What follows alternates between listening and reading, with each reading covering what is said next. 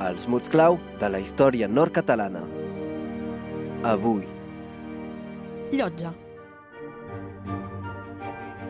La llotja és l'edifici públic destinat a albergar les transaccions comercials i les reunions del Consolat de Mar. Un edifici comú a moltes ciutats de Catalunya, edificat generalment com una galeria oberta amb arcades. La llotja de Perpinyà va ser construïda al 1390.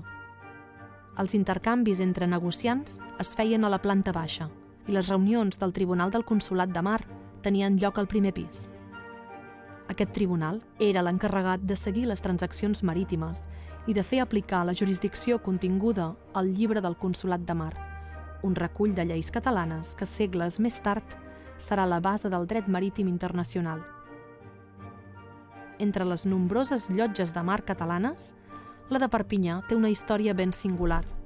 En l'època moderna, l'edifici va ser transformat en un cafè popular, el Cafè de França, i més endavant va acollir una franquícia de menjar ràpid a finals del segle passat.